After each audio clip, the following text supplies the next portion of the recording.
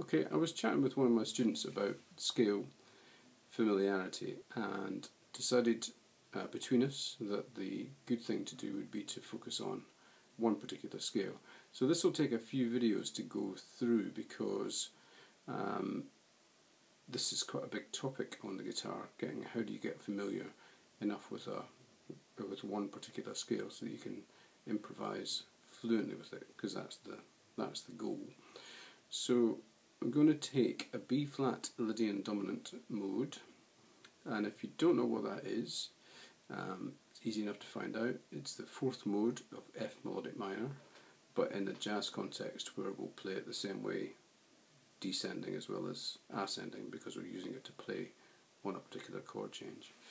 So if any of that is a bit of a mystery, then maybe this isn't exactly for you. But anyway, the scale works on this chord, or this is one chord that it works on that would normally be associated with. So it's a B flat seventh with a flattened fifth, or like a 13 with a sharp 11.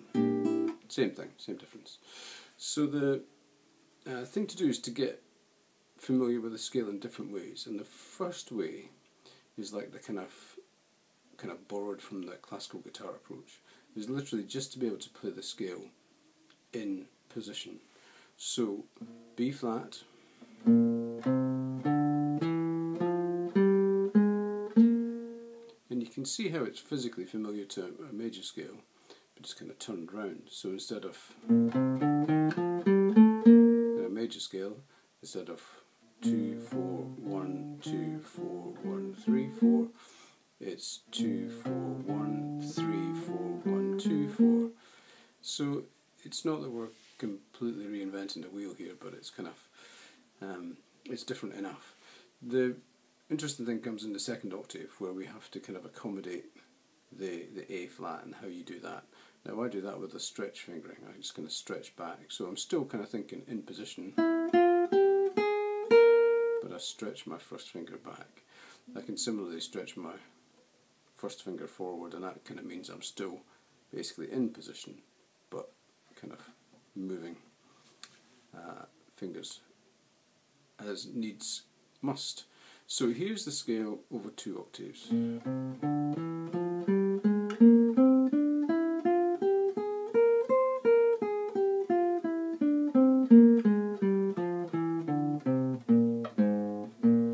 Stretch back for the 7th there, and then play the chord at the end.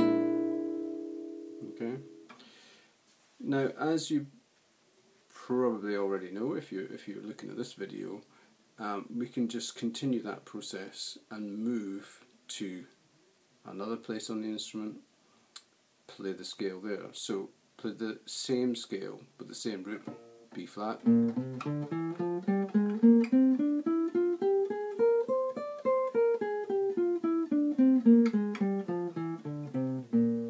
I can actually go all the way down to the B flat if I stretch there, and so on. The best thing to do is to figure those out for yourself, rather than being spoon-fed them. In the process of figuring them out, you'll learn an awful lot about the instrument and the process. And you'll also have to make decisions. So if you were down in the 3rd position with your B flat here, you can go all the way down to G. And then you need to decide where to take this E. Stretch with the 4th finger, which is probably what I would do.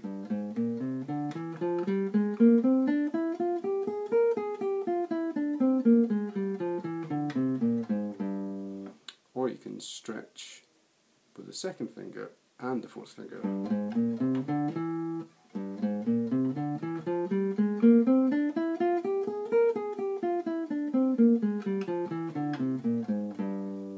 Or you can get involved in a position shift within the scale.